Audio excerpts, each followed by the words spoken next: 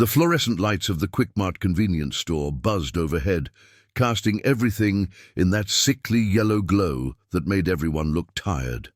Marcus Cole stood behind the counter, his massive frame seeming almost comical in the small space, surrounded by lottery tickets and cigarette displays. At 42, his close-cropped grey hair and weathered face told stories his mouth never would. The clock on the wall read 9:47 p.m. Another slow Thursday night in Cedar Falls, Ohio. Marcus had been here 3 years now, working the night shift 5 days a week, and he could count on one hand the number of times anything interesting had happened. That was by design. He'd had enough interesting to last a lifetime. He flexed his hands absently, feeling the familiar ache in his knuckles. 20 years in the Navy had left its mark. Arthritis in his joints, tinnitus in his ears, memories that surfaced at inconvenient moments. But it had also given him purpose, discipline, a way of seeing the world that most civilians would never understand. The bell above the door chimed, and Marcus looked up from the inventory sheet he'd been pretending to read. A kid walked in. Couldn't have been more than 14, skinny as a rail with dark skin and nervous eyes that darted around the store like he was expecting something bad to happen. Marcus had seen that look before, in villages overseas. In the eyes of children who'd learned too young that the world wasn't safe. "Evening," Marcus said, his voice a low rumble. The kid, Darius, though Marcus didn't know his name yet, gave a quick nod and headed toward the back of the store, to the coolers where the sodas and energy drinks lived. Marcus watched him go, not with suspicion, but with something else. Recognition, maybe. The kid reminded him of someone. Maybe himself, 30 years ago, growing up on the wrong side of Baltimore, learning early that some people saw threat where there was only a boy trying to survive. The store was quiet, except for the hum of the coolers and the distant sound of traffic on Route 9. It was a Thursday night in Cedar Falls, Ohio, a small town that had seen better days. The kind of place where factories closed and dreams dried up, where people stayed because leaving took money they didn't have. Marcus had come here 3 years ago, after 20 years in the Navy, the last 12 as a SEAL. He'd seen things that would break most men, done things that still visited him in his sleep. When he'd finally gotten out, he'd wanted quiet, simple.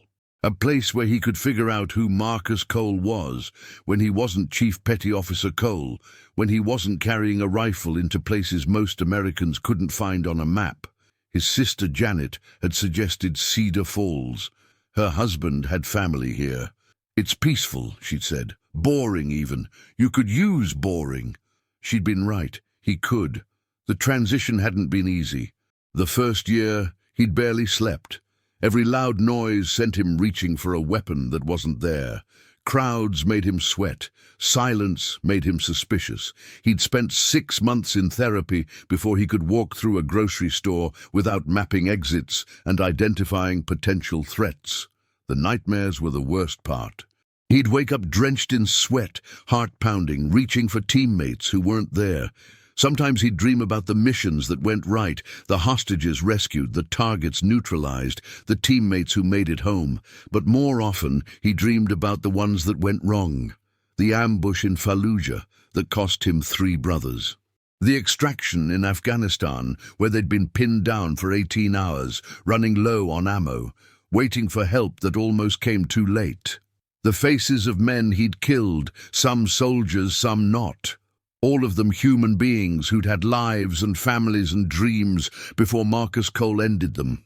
He didn't regret his service.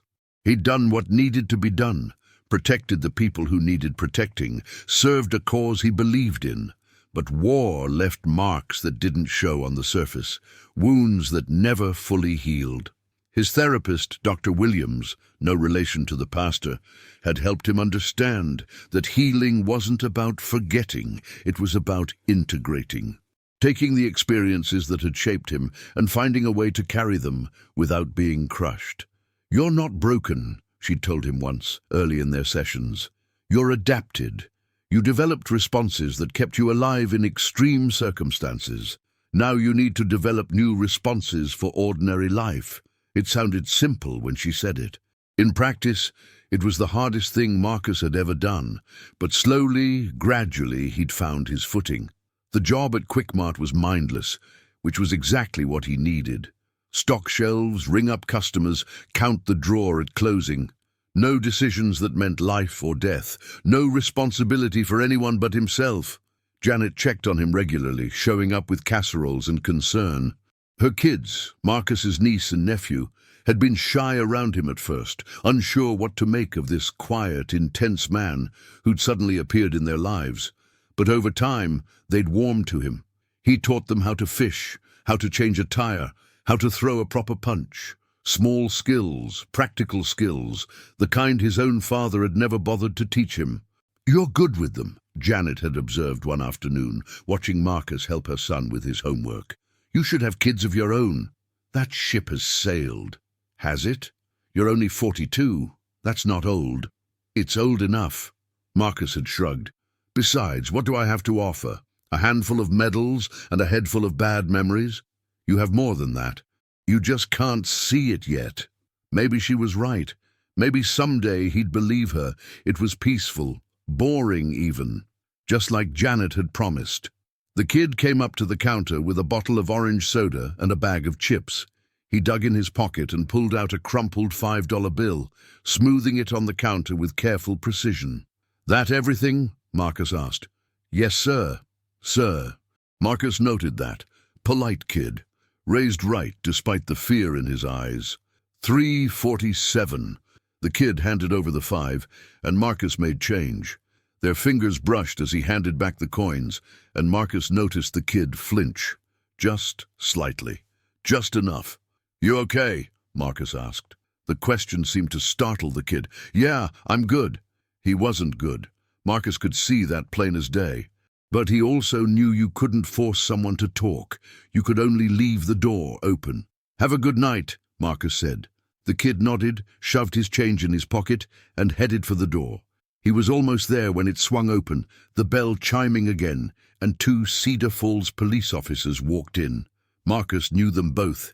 Officer Reynolds, mid-30s, buzz cut, the kind of cop who'd peaked in high school and never got over it. He came in most nights for coffee and cigarettes, always with that smug look on his face, always with comments just on the edge of inappropriate. And Officer Dawson, younger, maybe 25, with something to prove and not enough sense to know what. He followed Reynolds around like a puppy, eager to please. Reynolds' eyes locked onto the kid immediately. Well, Darius Thompson. Out past curfew again. Darius froze, his hand still on the door. "I was just what? Causing trouble? That's what you people do, isn't it?" Marcus felt something cold settle in his chest. He'd heard that tone before. In different contexts, different countries, but always the same poison underneath. The tone of a man who'd already decided what someone was worth based on nothing more than the color of their skin. "He bought some snacks," Marcus said, keeping his voice level. "Paid cash. No trouble." Reynolds' gaze shifted to Marcus, and there was something dismissive in it.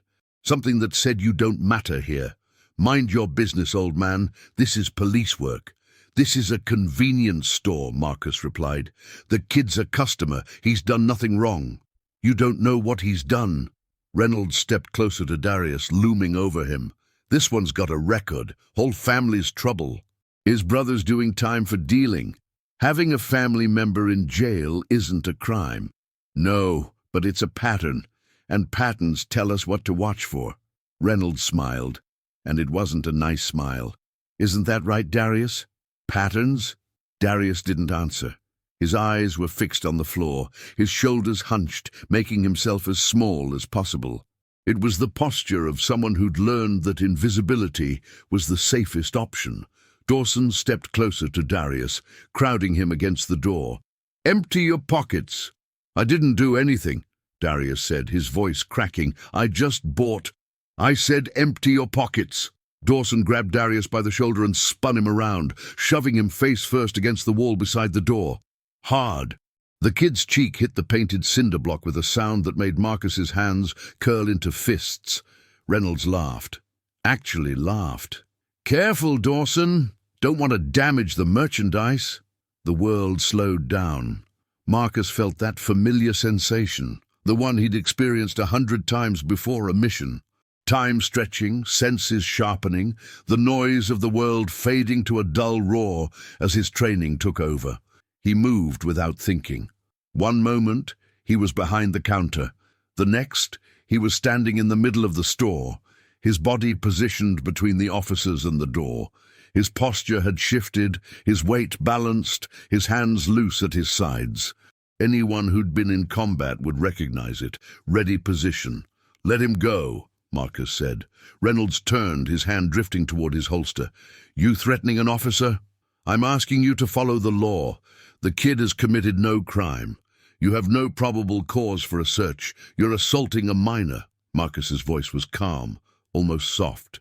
The way it had been when he'd talked down hostile combatants, when he'd negotiated with tribal leaders, when he'd faced down situations where a raised voice meant death.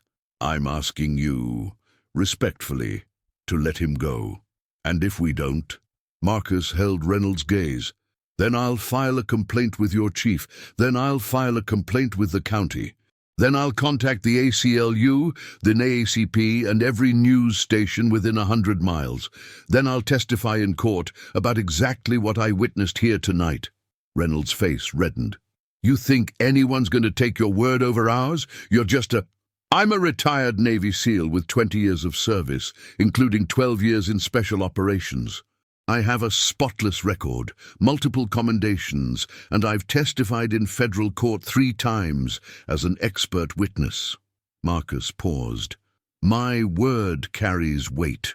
The store was silent. Even the coolers seemed to hold their breath. Dawson still had Darius pinned against the wall, but his grip had loosened. He looked to Reynolds for guidance, uncertain now. The dynamic had shifted in a way he didn't understand. Reynolds stared at Marcus for a long moment. Something flickered in his eyes. Not fear, exactly, but calculation. The math of consequences. The risk assessment of a predator realizing he might have picked the wrong prey. "Let him go," Reynolds finally said. Dawson released Darius, who stumbled away from the wall, his soda bottle and chips scattered on the floor where he'd dropped them. His cheek was red where it had hit the wall, and his hands were shaking. Reynolds pointed at Marcus. "This isn't over." "Yes, it is," Marcus said. "Now please leave my store." The officers left, the bell chiming almost mockingly in their wake.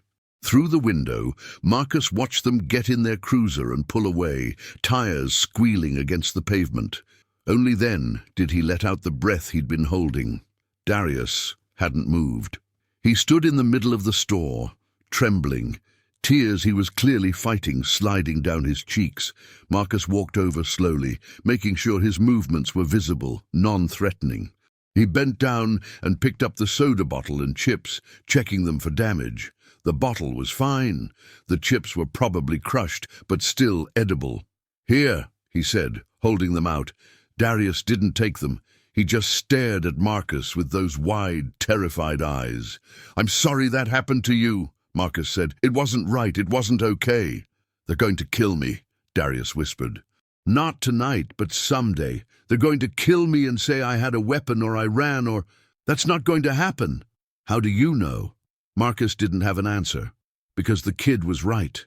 In a world where men like Reynolds wore badges and carried guns, anything was possible. Everything was dangerous. "What's your name?" Marcus asked instead. Darius Thompson." "I'm Marcus. Marcus Cole." He gestured toward the back of the store. "Come on, I'll make you some hot chocolate. You look like you could use it." Darius hesitated. Trust didn't come easy. Marcus could see that. And why would it? Why would this kid trust anyone after what he'd just experienced? "I'm not going to hurt you," Marcus said. "I'm not going to call anyone. I just want to make sure you're okay before you go home." Slowly, like a wild animal deciding whether to accept food from a stranger's hand, Darius nodded. Marcus led him to the small break room in the back, a cramped space with a microwave, a mini-fridge, and a folding table with 2 chairs. He made hot chocolate from a packet, nothing fancy, just add water, and set it in front of Darius. The kid wrapped his hands around the mug but didn't drink. His eyes stayed fixed on the table. In the harsh fluorescent light, Marcus could see the bruise forming on his cheek, the redness where his face had hit the wall. "We should put some ice on that," Marcus said, moving to the mini-fridge. "It's fine. It's not fine, but we'll call it fine for now." He wrapped some ice in a paper towel and handed it to Darius. "Hold this against it. It'll help with the swelling." Darius took the makeshift ice pack and pressed it to his face, wincing slightly. They sat in silence for a moment, the hum of the refrigerator filling the space between them. "You shouldn't have done that," Darius said finally. "Stood up to them, I mean." "Why not?" "Because now they're going to come after you. Reynolds doesn't forget. He holds grudges. I've dealt with worse than Officer Reynolds." "You don't understand." Darius looked up, and there was something ancient in his eyes, something that shouldn't exist in a 14-year-old. "This town, it's not like other places. The cops here, they run things. They decide who gets hassled and who gets left alone, and if you cross them, what happens if you cross them? Bad things, things that look like accidents, things that can't be proved." Darius shook his head. "My brother tried to stand up once, talk back to Reynolds during a traffic stop. 3 days later, he got arrested for possession with intent to distribute. The drugs weren't his, I know they weren't, but who's going to believe that?" Marcus felt a cold anger settling in his gut. He'd seen corruption before, in war zones where local police were indistinguishable from the criminals they were supposed to fight. But this was America. This was supposed to be different. "Those officers," Marcus said, sitting across from him. "They bother you a lot?" Darius shrugged. "Reynolds has had it out for me since last year. My brother got caught with weed.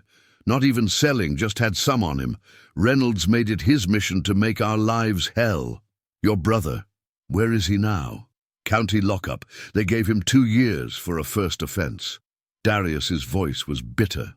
"Meanwhile, white kids from the good neighborhood get probation for the same thing. Community service at most. My brother gets 2 years. Marcus nodded.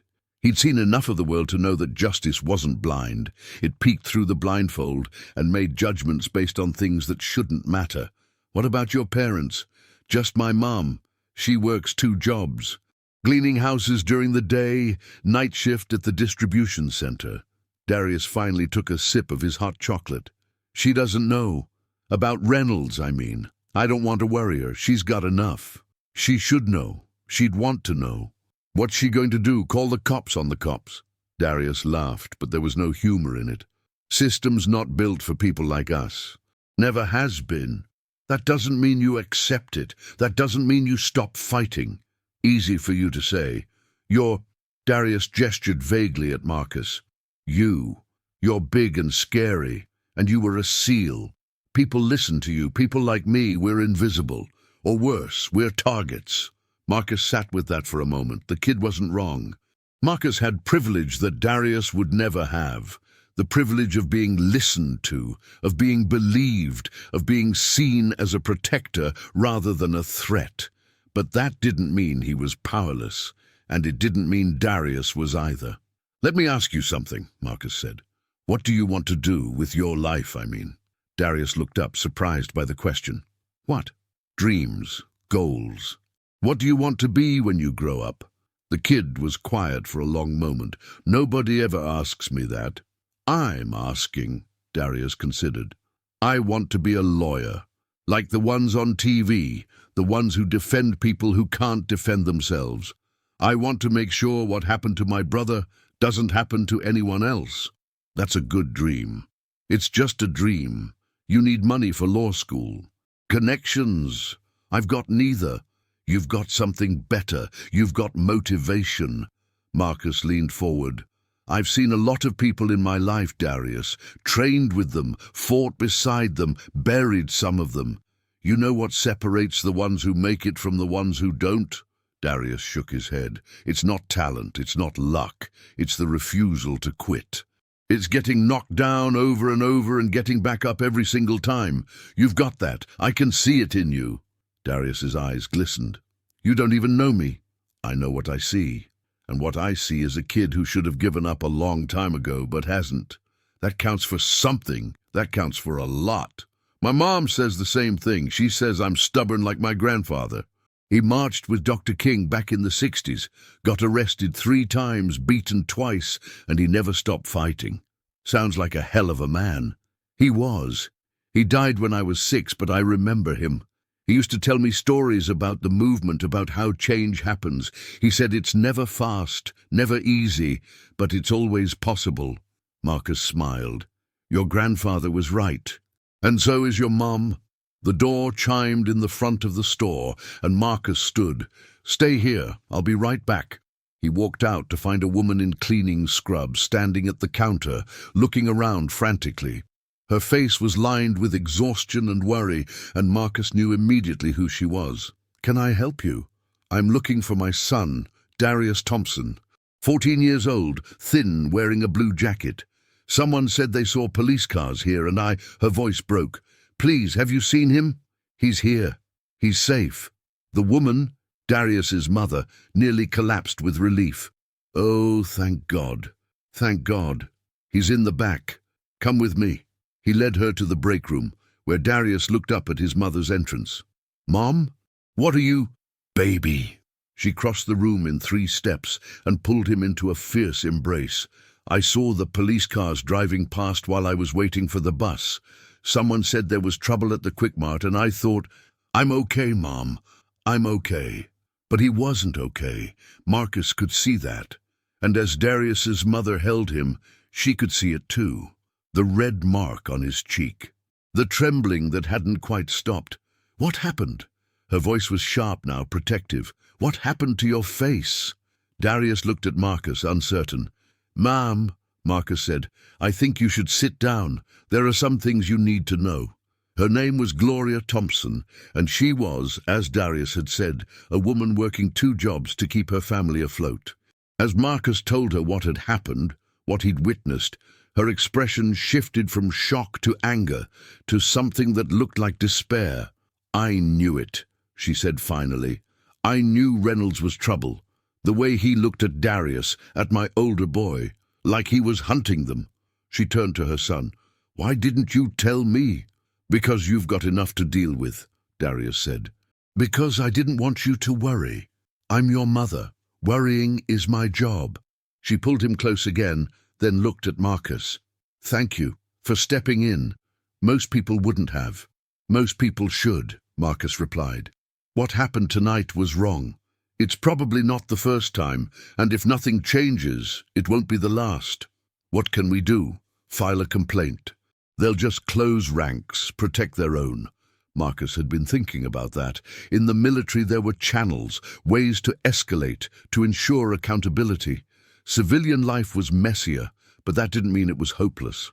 Do you have a phone? He asked. Gloria nodded. Good. I want you to write down everything Darius told you about his interactions with Reynolds. Dates, times, locations, what was said, everything you can remember. I'm going to do the same for tonight. What are you going to do? I'm going to make some calls.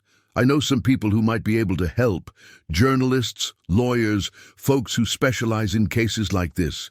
It won't be fast and it won't be easy, but if we document everything, if we build a pattern, we can prove it's not just Darius, Gloria finished. We can prove it's been going on for a long time. Exactly. Darius was watching this exchange with a mixture of hope and skepticism. You really think it'll make a difference? I think staying quiet definitely won't, Marcus said. I think speaking up at least gives us a chance. He walked them out to the parking lot, to Gloria's ancient Honda Civic with its dented fender and taped-over taillight. Before Darius got in the car, he turned to Marcus. Why did you help me? You don't know me. You could have just stayed behind the counter. Marcus considered the question. When I was in the Navy, we had a saying. The only easy day was yesterday. It means every day is going to be hard, and you've got to fight through it. But it also means you don't leave your people behind. Ever. I'm not your people. Yeah, you are. You're American. You're young. You're trying to make something of yourself despite everything that's been thrown at you. Marcus put a hand on his shoulder. That makes you my people. Darius's eyes glistened again. Thank you, Mr. Cole. Marcus, just Marcus. The kid nodded and got in the car. Gloria rolled down her window. "We'll be in touch," she said. "And thank you. Really." Marcus watched them drive away, the taillights disappearing into the darkness of Route 9. He stood there for a long time, thinking about what he'd set in motion, about the enemies he'd made, about the fight that was coming. Then he went back inside to finish his shift. The next morning, Marcus made calls. First, he called his old teammate, James Hawk Hawkins, who'd left the SEALs a few years before Marcus and now worked for a non-profit that provided legal aid to veterans and their families. Hawk wasn't a lawyer himself, but he knew plenty of them. "Cole, you old bastard," Hawk answered. "I thought you were living the quiet life." Quiet life got complicated. Marcus explained the situation. Hawk listened without interrupting, which was one of the things Marcus had always appreciated about him. When Marcus finished, Hawk let out a low whistle. Small-town cops with a grudge. That's a special kind of ugly. I need someone who can look into this, someone who knows how to dig. I might know a guy, civil rights attorney out of Columbus. Made a name for himself going after police departments with patterns of abuse. Let me make some calls. Thanks, Hawk. Don't thank me yet. These cases are hard. Even when you've got evidence, the system protects its own. I know. But we've got to try. Yeah, Hawk agreed. We do. Marcus's second call was to Janet, his sister. She lived on the other side of Cedar Falls with her husband Ray and their 2 kids, and she was the only family Marcus had left. "You did what?" Janet said when he'd finished explaining. "I intervened. I couldn't just stand there, Jan." "Marcus, these cops, Reynolds is connected. His father-in-law is on the city council. You just made some powerful enemies." "I know. And you did it anyway. I couldn't not do it. You didn't see the kid's face, the way they had him pinned against the wall like he was nothing, like he was less than human." Janet was quiet for a moment. "You're thinking about Michael." Marcus's jaw tightened. Michael, their baby brother. Killed 20 years ago in a traffic stop gone wrong. Wrong place, wrong time, wrong color of skin. The officer claimed Michael had reached for something. Nothing was ever found. The officer was never charged. "Maybe I am," Marcus admitted. "Is that wrong?" "No, it's not wrong. It's just be careful, Marcus. Please, I can't lose you too." "You won't. I promise." But even as he said it, Marcus knew it was a promise he might not be able to keep. He'd learned long ago that promises were fragile things, easily broken by circumstances beyond your control. The civil rights attorney's name was David Chen. He called Marcus 2 days later and they talked for over an hour. Chen was thorough, asking questions Marcus hadn't even thought of, probing for details that might seem insignificant but could prove crucial. "This is promising," Chen said finally. "The incident at the store is solid. You're a credible witness with no prior relationship to either party. But to really build a case, we need to establish a pattern. Other victims who've had similar experiences with these officers. How do we find them? We ask. We knock on doors. We let people know they're not alone." Chen paused. "I should warn you, Mr. Cole. This won't be popular. A lot of people in small towns don't want to rock the boat. They'd rather suffer in silence than cause trouble. I know, but some of them might be ready to talk. Let's hope so." Over the next few weeks, Marcus became something he'd never expected to be, an activist.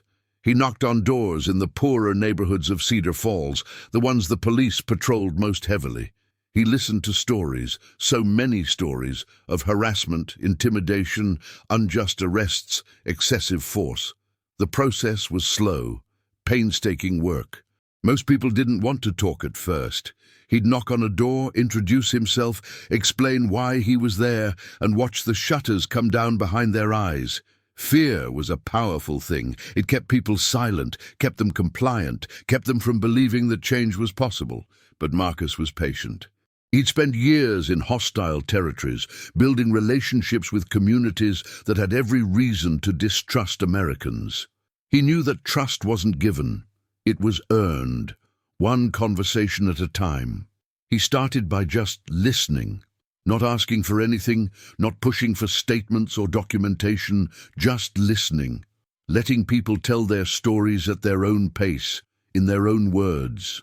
Acknowledging their pain without trying to fix it, because sometimes people just needed to be heard. Slowly, word spread. The Navy SEAL at the Quick Mart was asking questions about the police. He wasn't a reporter, wasn't a lawyer. He was just a guy who cared, a guy who'd stood up to Reynolds and lived to tell about it. Not everyone was willing to talk. Some slammed doors in his face. Others listened but declined to get involved, too afraid of retaliation. One woman, whose son had been beaten during an arrest, actually begged Marcus to leave her alone. "You don't understand," she'd said, tears in her eyes. "They know where I live. They know where my kids go to school. I can't." Marcus didn't push her. He left his phone number and told her to call if she ever changed her mind. 2 weeks later, she did. But some, more than Marcus had expected, were ready. There was Mr. Jeffries, the elderly barber whose shop had been raided 3 times in the past year, always with no warrant and no charges. He'd owned that shop for 40 years, had cut hair for 2 generations of Cedar Falls residents. "They come in, tear the place apart, scare my customers," he told Marcus. "Then they leave and never apologize, never explain. It's harassment, pure and simple." There was Maria Santos, a single mother whose 17-year-old son had been arrested for loitering outside his own house. "He was waiting for me to get home from work," she said, her voice tight with anger. "Sitting on our porch. They put him in handcuffs, threw him in the back of a squad car. He spent 3 hours in a holding cell before they let him go without charges. My boy's never been the same since." There was Pastor Williams, whose church had been vandalized after he'd spoken out about police conduct at a town meeting. Someone had spray-painted obscenities on the walls, broken the stained glass windows that had been there for 100 years. "Everyone knows who did it," the pastor said, "but nobody can prove anything. And even if they could, who would believe us over them?" Each story added to the pattern. Each voice joined a chorus that had been silent for too long. Marcus kept meticulous records of everything he learned. Dates, times, locations, names of officers involved. He cross-referenced incidents, looking for patterns that might indicate coordinated behavior. He researched state and federal laws on police misconduct, learning the legal frameworks that would be needed to build a case. It was tedious work, the kind that required patience and attention to detail. Not unlike the intelligence gathering he'd done in the military, actually. Different context, same skills. Darius became Marcus's shadow during this time. The kid showed up at the Quick Mart after school most days, doing homework in the break room, listening as Marcus made calls and took notes. Sometimes he came along on door-knocking visits, his presence helping to build trust with families who might otherwise be suspicious of a stranger asking questions. "Why do they trust me more when you're there?" Marcus asked one afternoon, after a particularly productive interview. Darius shrugged. "Because I'm one of them. They see me, and they know this isn't just some outside thing. It's personal. It's about our community." "You're pretty smart for a kid." "I'm pretty smart for anyone," Darius grinned. "Don't let the age fool you." "Wouldn't dream of it." They developed a rhythm, the two of them. Marcus would drive to a neighborhood, Darius would point out which houses to approach, which to avoid. They'd knock on doors together, Darius doing most of the initial talking because his face put people at ease. Then Marcus would step in to document what they heard, to explain the process, to assure people that they weren't alone. It wasn't always easy. Some nights they'd knock on a dozen doors and get nothing but silence and slammed doors. Other nights they'd hear stories that were hard to listen to, stories of violence and fear and systematic oppression that had been going on for years. "How do you deal with it?" Darius asked one night as they drove back from a particularly difficult interview. "All the bad stuff you hear, doesn't it get to you?" Marcus considered the question. "It does, but I've learned that you can't carry everyone's pain. You can witness it, acknowledge it, fight to change the conditions that created it, but you can't absorb it all. That way lies burnout. So what do you do? I focus on what I can control. One story at a time, one day at a time, one step forward at a time. You can't change the whole world overnight, but you can change this corner of it, and maybe that spreads. Darius was quiet for a moment. My brother used to say something like that, before he got locked up. He said even if you can't see the whole picture, you keep painting anyway. Your brother sounds wise. He was. I don't know. Darius stared out the window. Jail changes people. I'm scared of who he'll be when he gets out. Maybe being scared is okay. Maybe it means you care enough to worry. Maybe. They drove in silence for a while, the lights of Cedar Falls flickering past. Mr. Cole, Marcus, can I ask you something? Shoot. What was it like being a SEAL? Marcus thought about how to answer. The truth was complicated. War always was. There was pride in what he'd done, in the men he'd served with, in the missions they'd accomplished. But there was also guilt, grief, the weight of lives taken and lives lost. It was hard, he said finally. Harder than anything I've ever done, but it was also meaningful. I knew every day that I was fighting for something bigger than myself, that the sacrifices mattered. Do you miss it? Parts of it. The brotherhood, mainly. Having people who die for you and you die for them. That's rare in civilian life. But you found it again, right? Here. With us. Marcus glanced at Darius, surprised by the insight. Yeah, I guess I have. Why are you doing this? Darius asked one evening, as they drove back from a particularly difficult interview with a woman whose husband had been beaten by officers during a traffic stop. It's not your fight. Everything's my fight, Marcus replied. I spent 20 years fighting for this country overseas.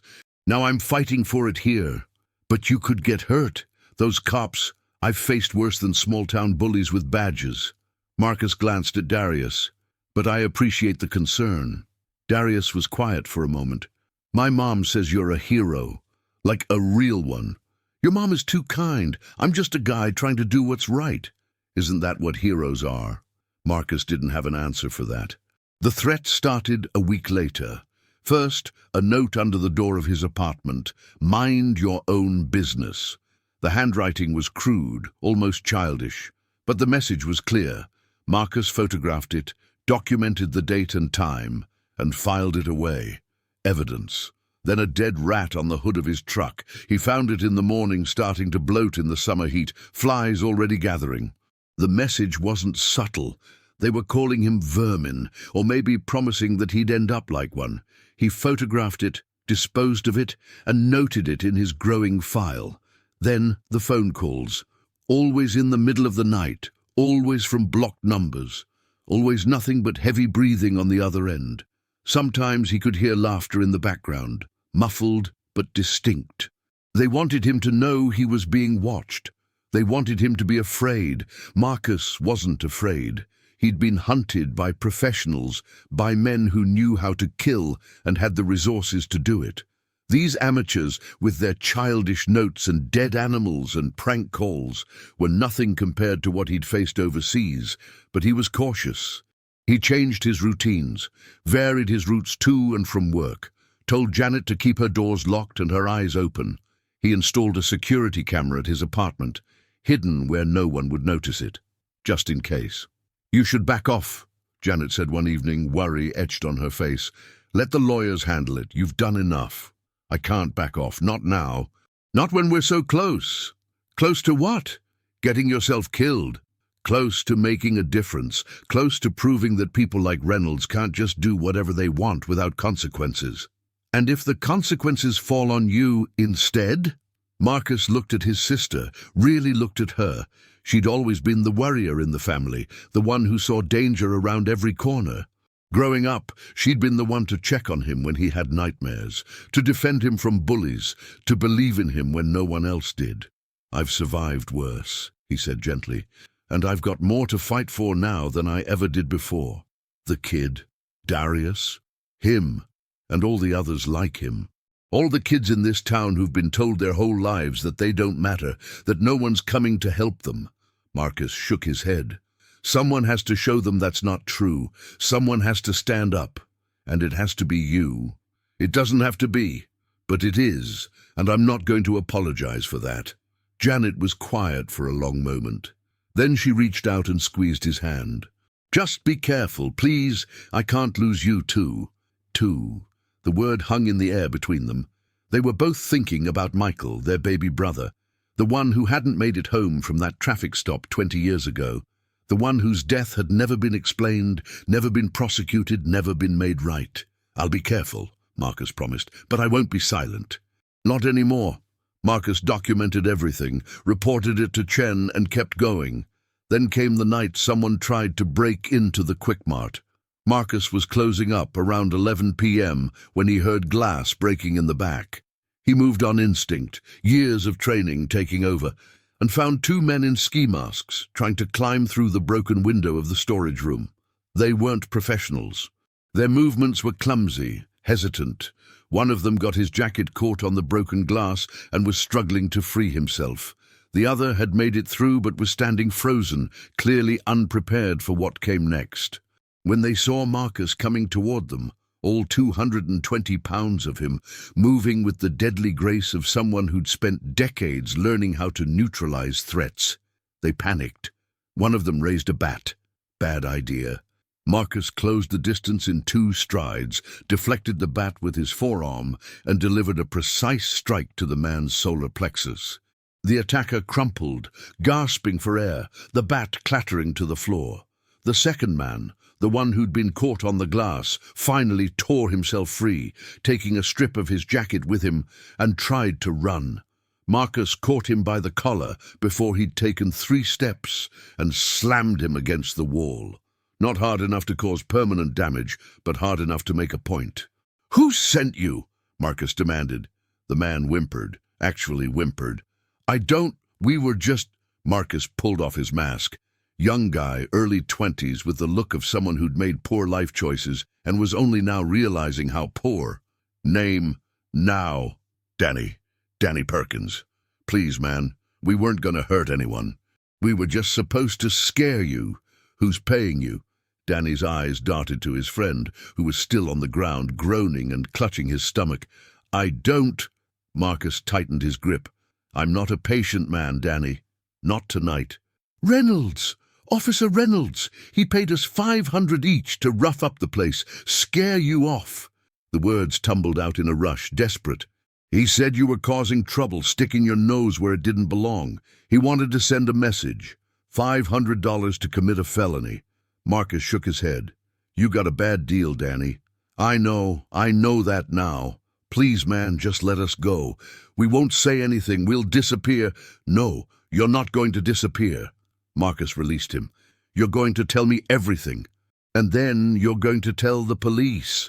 Not the Cedar Falls police, the county sheriff. They'll kill me. Reynolds is going to be too busy defending himself to worry about you. Trust me." The would-be burglar's confession, recorded on Marcus's phone and delivered to the county sheriff, along with all the other evidence Chen had compiled, was the final piece of the puzzle. Within a week, Reynolds and Dawson were placed on administrative leave pending investigation. Within a month, the State Attorney General's office had opened an inquiry into the Cedar Falls Police Department. Within 3 months, Reynolds was arrested on charges of corruption, civil rights violations, and conspiracy to commit assault. The trial wouldn't be for another year, but the tide had turned. The day the news broke about Reynolds' arrest, Darius showed up at the Quick Mart with a huge grin on his face. Did you see the news?" Marcus smiled. "I saw. We did it. We actually did it. We're not done yet. There's still the trial, still more work to do." "I know, but this is—" Darius stopped, overcome with emotion. "I didn't think it was possible. I thought people like Reynolds always won.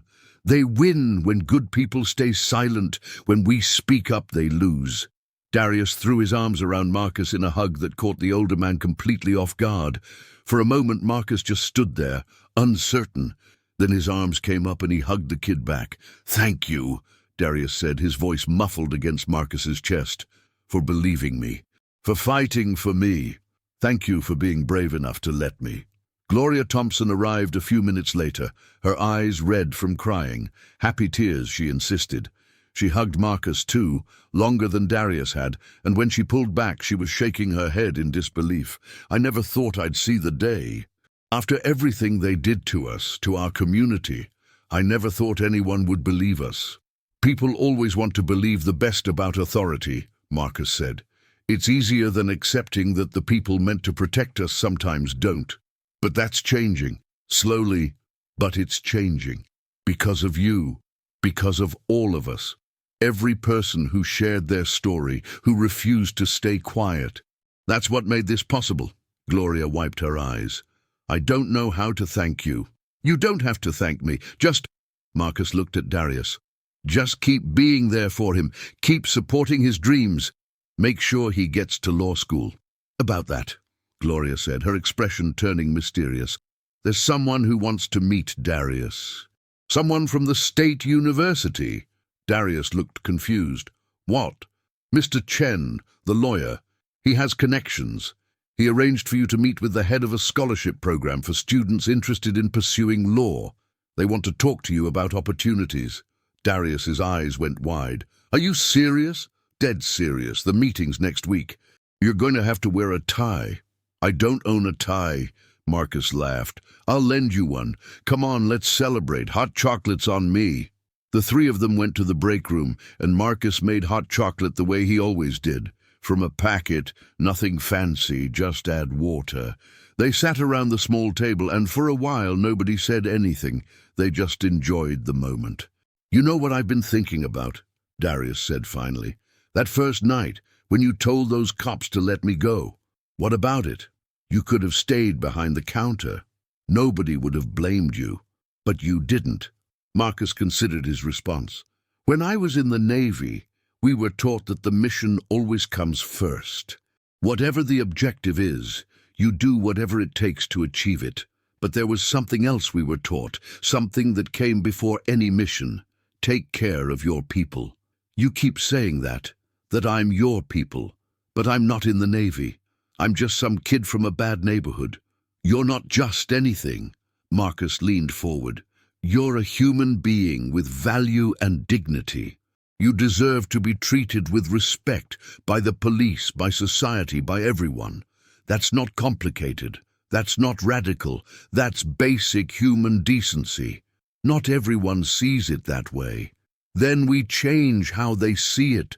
One person at a time, one fight at a time, until the world starts to look like it should. Darius was quiet for a moment, absorbing this. Then he smiled. You know, when I become a lawyer, I'm going to help people the way you helped me. I believe you will. And I'm going to come back here, to Cedar Falls. I know everyone wants to leave, but I want to stay. Make things better from the inside. Gloria reached over and squeezed her son's hand. That's my boy. Marcus felt something warm spread through his chest. Hope, maybe. The kind he hadn't felt in a long time. One more thing, Darius said. I've been thinking about this a lot. My brother Marcus, the one who's locked up, his name is Marcus too. Marcus raised an eyebrow. Yeah? When he gets out, I want you to meet him. I think you two would get along. And I think he could use someone to believe in him the way you believed in me. I'd be honored to meet him. Darius grinned. Good, because I already told him about you. He says you sound like a total badass. Marcus laughed, really laughed, the kind that came from deep in his belly and surprised even him. It had been years since he'd laughed like that. I'll try to live up to the hype. The months that followed were busy. Marcus testified at Reynolds' trial, his account calm and detailed and utterly devastating. The defense tried to undermine his credibility, suggesting he had a grudge against law enforcement, that he was an outsider stirring up trouble in a community he didn't understand. Mr. Cole, the defense attorney said, her voice dripping with false sympathy, isn't it true that you have, let's call them adjustment issues? Since leaving the military, Marcus looked at her steadily. I've struggled with some aspects of civilian life, yes.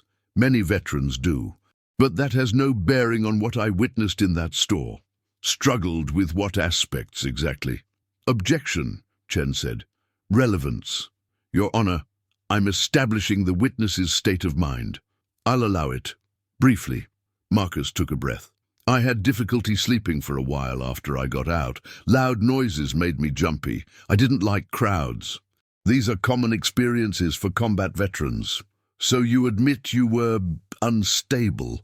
I admit I was adjusting. I never said I was unstable, and I certainly wasn't unstable on the night in question. I was working a normal shift at a convenience store when 2 police officers assaulted an unarmed minor. My mental state didn't make that happen. Their actions did.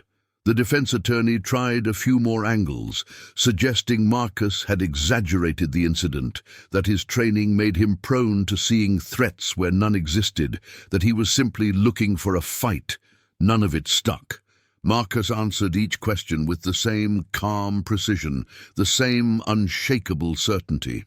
When Chen conducted the redirect examination, he focused on Marcus's credibility. Mr. Cole, in your 20 years of military service, how many times were you commended for accurate situational assessment? Multiple times. It was part of my job. Were you ever disciplined for providing inaccurate information in an after-action report? Never. Have you ever, in your entire career, been accused of lying or exaggerating? Never. And on the night in question, did you have any reason to fabricate what you saw? None. I didn't know Darius Thompson. I'd never had any interaction with Officers Reynolds or Dawson beyond the usual customer-clerk exchanges. I had no stake in any of this until I saw a child being assaulted by the people who were supposed to protect him. The jury took less than 4 hours to convict. Reynolds was sentenced to 8 years in prison. His face when the verdict was read was something Marcus would never forget. Shock, disbelief, and underneath it, rage. The rage of a man who'd believed himself untouchable, discovering that he wasn't. Dawson, who had cooperated with the investigation in exchange for a reduced sentence, received 3 years. He'd testified against Reynolds, providing details about the department's culture of harassment and cover-up. It was self-serving, Marcus knew. Dawson was just trying to save himself, but it was also useful. His testimony helped establish that what happened to Darius wasn't an isolated incident. It was policy. Several other officers were fired in the aftermath. Internal investigations revealed patterns of misconduct that went back years, protected by a code of silence that had finally been broken. The police chief resigned in disgrace, citing health reasons that fooled no one. The county appointed an oversight committee to monitor the department's practices going forward. It wasn't a perfect solution. Oversight committees could be toothless, easily manipulated, but it was something, a step. The community's response was complicated. Some people celebrated, relieved that the officers who'd tormented them for years were finally facing consequences. Others were more cautious, aware that systemic change took time, that removing a few bad actors didn't fix the underlying problems. And some, a vocal minority, were angry. They saw Reynolds' conviction as an attack on law enforcement, on the thin blue line that supposedly protected them from chaos. They wrote letters to the editor defending the officers, organized counter-protests, accused Marcus and the families who'd come forward of being criminals and race-baiters. Marcus had expected this. Change always brought backlash, but it was still hard to hear, hard to read, hard to absorb. "Don't let them get to you," Janet told him one evening, after a particularly nasty letter had appeared in the local paper. "They're scared. Scared of a world where they can't rely on their assumptions anymore." "I know, but it's exhausting." "Then rest. You've earned it." He hadn't rested. There was too much work to do. It wasn't a complete victory. The system that had produced Reynolds was still in place, still capable of producing more men like him. But it was a start. Marcus became something of a local celebrity in Cedar Falls, a role he was deeply uncomfortable with. People recognized him on the street, thanked him for what he'd done, asked for his advice on matters he had no business advising on. He handled it as gracefully as he could, deflecting praise to the families who had come forward, to Chen and his legal team, to anyone but himself. "You can't avoid it forever," Janet told him one evening as they sat on her back porch watching her kids play in the yard. "You're a hero to these people. Accept it." "I'm not a hero. I just did what anyone should have done." "But most people don't. That's what makes it heroic." Marcus sipped his beer and said nothing. "You know," Janet continued, "Ray and I have been talking about the store. What about it? You've been working there 3 years now, night shift, minimum wage, counting inventory and selling lottery tickets. Is that really what you want to do with the rest of your life?" Marcus shrugged. "It's simple. Quiet. I told you I came here for quiet, and instead you found a cause." Janet smiled. "Maybe that's what you were supposed to find." "What are you saying?" "I'm saying there's a community center on Oak Street that's been abandoned for years. City's been trying to sell it, but no one's buying. Ray looked into it. The price is practically nothing." Marcus frowned. And I think you should buy it. Turn it into something. A youth center, maybe. A place for kids like Darius to go after school, to get mentorship, to find opportunities they wouldn't find otherwise. "I'm not a social worker, Jan. I'm a retired Navy SEAL who sells cigarettes for a living." "You're a leader, Marcus. You've always been a leader. You just haven't had anything worth leading for a while." She turned to face him fully. "These kids need someone who believes in them. You did that for Darius. You could do it for dozens more." Marcus stared at her for a long moment. The idea was ridiculous. He didn't know anything about running a youth center. He didn't have the training, the credentials, the patience. But he thought about Darius, about the look on the kid's face when someone finally stood up for him, about all the other kids in Cedar Falls and towns like it who were just waiting for someone to believe in them. "I'll think about it," he said. Janet grinned. "That means yes. It means I'll think about it." But she was right. It meant yes. 6 months later, the Cedar Falls Community Youth Center opened its doors. The building itself had been a labor of love. When Marcus first walked through the abandoned warehouse on Oak Street, he'd seen nothing but potential. Yes, the roof leaked. Yes, the electrical system was ancient. Yes, there were rats in the walls and graffiti on every surface. But there was also space. Space for basketball courts and computer labs and classrooms and a full kitchen. He'd used his savings to make the down payment, what little he'd managed to put away after 20 years of military service. Janet and Ray had contributed too, refinancing their house to free up cash. Hawk had organized a fundraiser through his non-profit, bringing in donations from veterans across the country who wanted to support the cause. And then there was the community itself. Once word got out about what Marcus was building, volunteers appeared from everywhere. Electricians who rewired the building for free, plumbers who fixed the ancient pipes, carpenters who rebuilt the floors and walls, parents who came in after work to paint and clean and make the space beautiful. It wasn't just charity, it was investment. An investment in their own children, their own future, their own community. The grand opening was a Saturday in June. Marcus stood at the entrance, wearing his only suit and feeling wildly out of place as families streamed through the doors. There were balloons and banners and a DJ playing music that Marcus didn't recognize, but the kids seemed to love. "You did this," Gloria said, appearing at his side. She'd been instrumental in the final push, taking a leave of absence from one of her jobs to help coordinate the volunteers. "You made this happen." "We did this," Marcus corrected, "all of us together. But it started with you, with that night at the store." Marcus thought about that night, the kid walking in, the officers pushing him against the wall. The decision to intervene when it would have been so much easier to stay behind the counter. "It started with Darius," he said. "It started with a kid who needed someone to believe in him." Darius appeared then, as if summoned by the mention of his name. He was wearing new clothes. Gloria had insisted, and he looked older than his 14 years. The experiences of the past months had aged him, but also strengthened him. There was a confidence in his bearing now that hadn't been there before. "Place looks good," Darius said, looking around at the transformed warehouse. "Better than I imagined." You helped make it happen, Marcus reminded him. All those doors you knocked on, all those people you convinced to come forward. That mattered. I know. Darius grinned. I'm pretty great. Don't let it go to your head. Too late.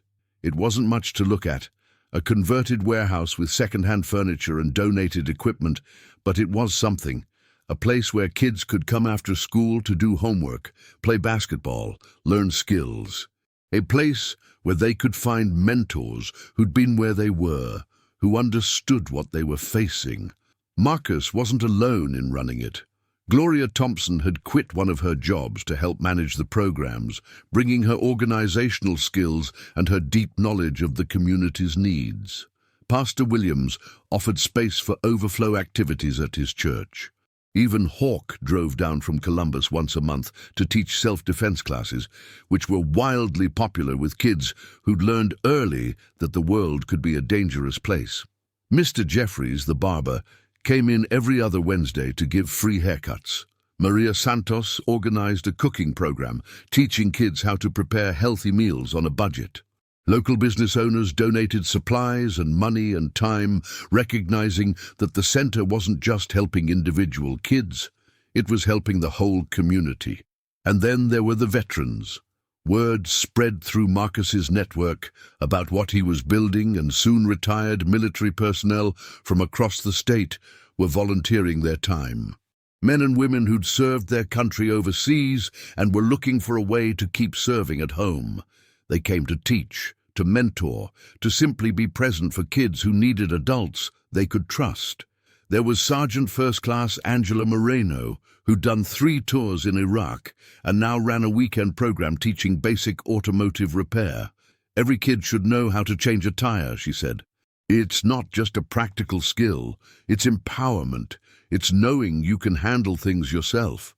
There was Chief Warrant Officer Terrence Jackson, who'd spent 20 years flying helicopters and now taught a class on financial literacy. Nobody taught me about money when I was a kid, he explained. I made a lot of mistakes. I want these kids to have the knowledge I didn't. There was Staff Sergeant Maria del Carmen Vasquez, who'd been a combat medic and now trained kids in first aid and CPR. You never know when these skills will save a life, she said, including your own. Each volunteer brought something unique.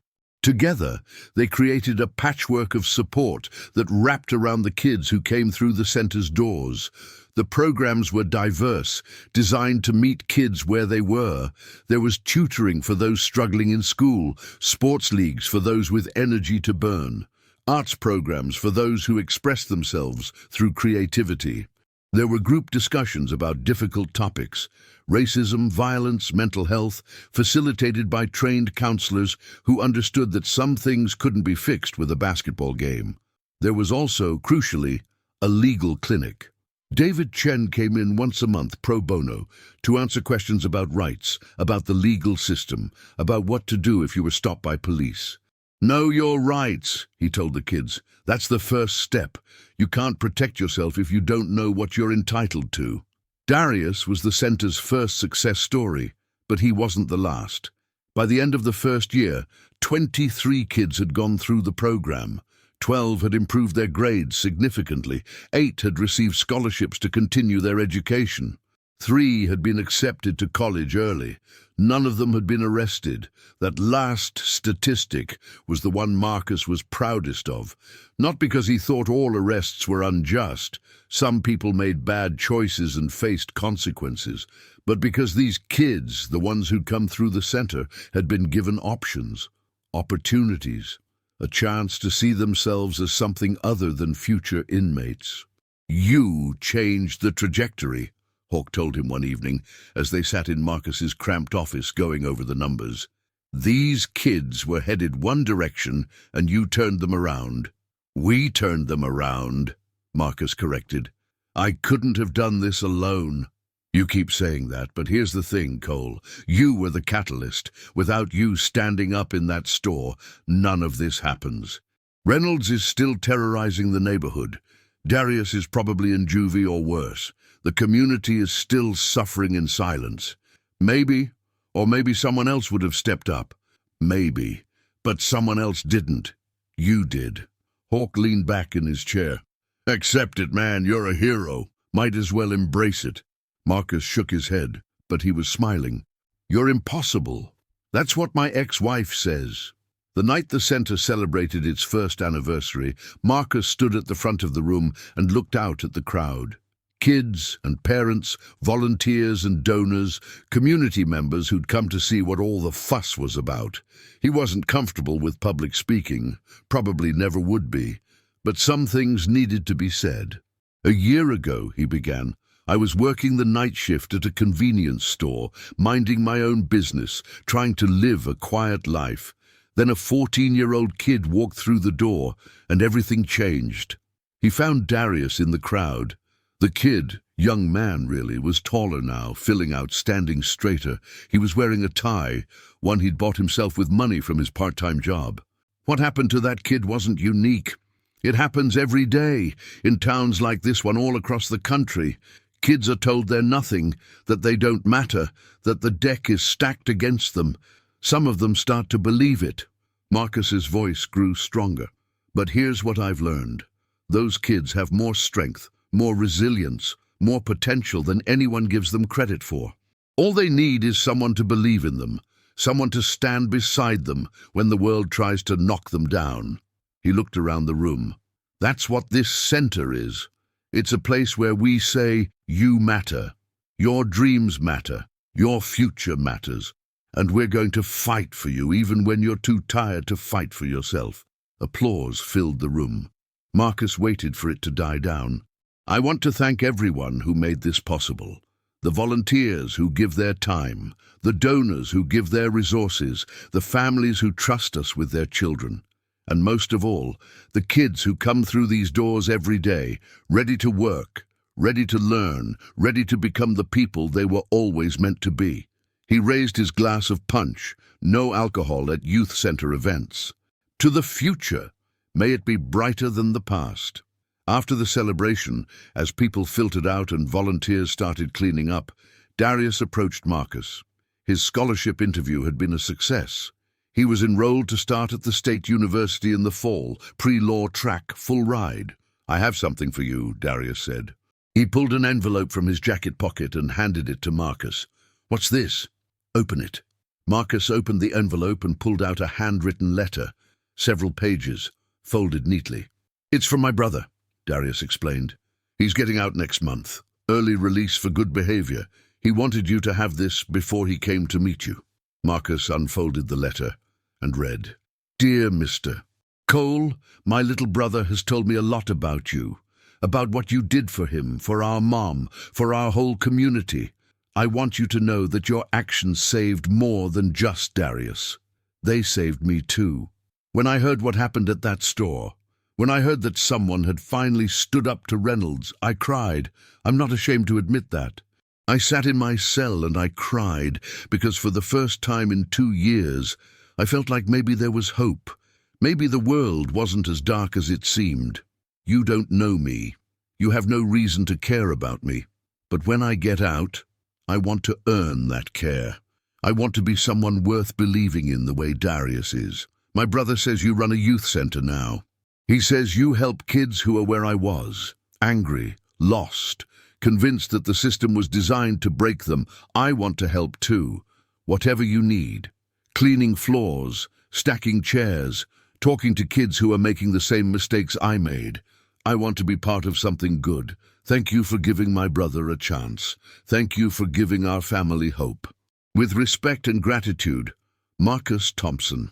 Marcus looked up from the letter, his eyes blurry. He named himself after you, Darius said. When he was little, before I was born, our mom let him pick his own middle name. He chose Marcus. Said he wanted a strong name, a warrior's name. He paused. Turns out he was right. Marcus didn't trust himself to speak. He just pulled Darius into a hug, the letter crumpled between them. Thank you, he managed finally. Thank you, Darius replied, for everything, for giving me a future, for teaching me that good people exist, that they're worth fighting for and fighting beside. You taught me that too, you know. Darius pulled back, surprised. What do you mean? I came to Cedar Falls to disappear, to fade away. I thought my fighting days were over, that I'd done my part and now it was someone else's turn. Marcus shook his head. You reminded me that the fight never ends, that there's always more work to do, more people to help, more injustice to confront. So I'm your inspiration? Don't let it go to your head. Darius grinned. Too late.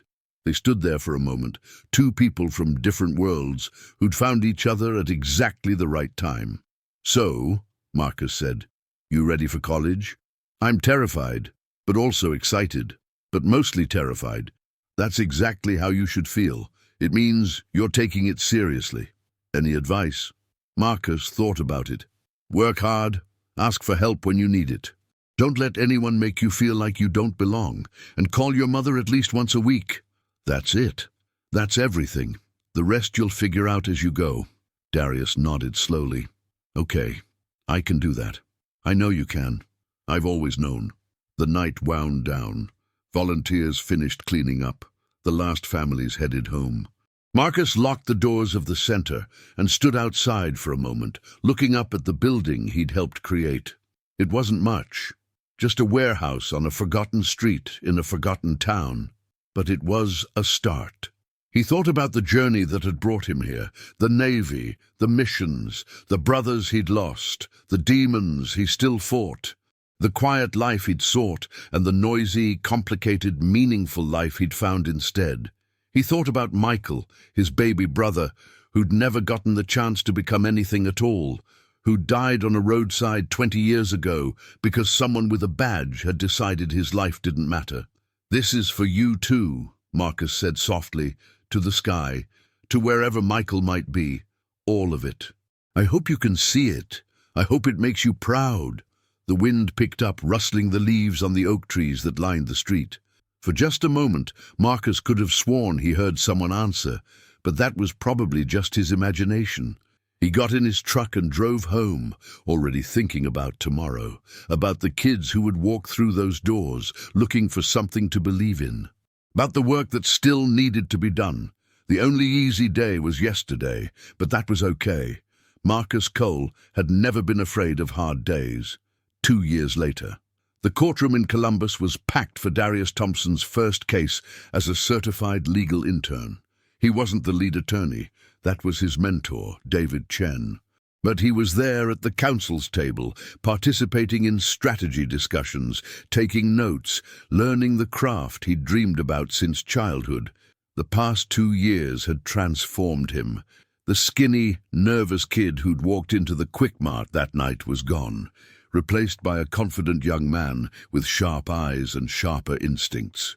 He'd excelled in his pre-law courses, maintained a 3.8 GPA, and earned a coveted spot in the State University's early entry law program.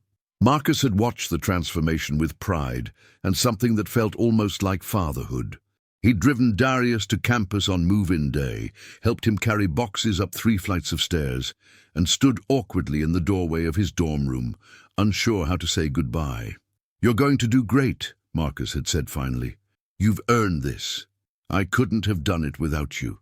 Darius had hugged him then, a real hug, not the quick half-embrace of teenage boys, but a full, fierce embrace. "Thank you for everything, for believing in me when I didn't believe in myself. You always believed in yourself. You just forgot sometimes." They'd stayed in touch throughout Darius's college years. Weekly phone calls, monthly visits when schedules allowed, a constant stream of text messages about classes and professors and the absurdities of campus life. Darius had come home every summer to help at the youth center, using his growing legal knowledge to expand the clinic services. Now, 2 years into his journey toward a law degree, he was exactly where he'd always wanted to be, in a courtroom, fighting for justice. The case was similar to what had happened in Cedar Falls. A young black man in a neighboring county, harassed and falsely arrested by local police. The charges had been dropped, but the damage remained. They were suing for civil rights violations. Marcus sat in the gallery wearing his only suit, the one he saved for funerals and special occasions. Gloria was beside him, clutching his hand like it was a lifeline. She'd aged in the years since that night at the Quick Mart, but in a good way. The stress lines had softened, replaced by laugh lines. Her son's success had given her something she'd almost lost. Hope. He looked so grown up, she whispered, watching Darius shuffle through documents at the council's table. When did that happen? Gradually, then all at once. That's how it always works. The trial lasted 4 days. On the 5th day, the jury returned a verdict. The foreman stood, cleared his throat, and read the decision. We, the jury, find in favor of the plaintiff on all counts. We award damages in the amount of $2 million. The courtroom erupted. The plaintiff, a young man named Jerome Williams, burst into tears. His family rushed forward to embrace him. Reporters started shouting questions. It was chaos, beautiful chaos. Darius turned around, tears streaming down his face, and found Marcus in the crowd. He didn't say anything. He didn't have to. The look they shared said everything: gratitude and pride and the unspoken promise of more battles to come. After the celebration, there was always a celebration now, whenever they won, Marcus and Darius found a quiet corner in the courthouse lobby to talk. "How does it feel?" Marcus asked.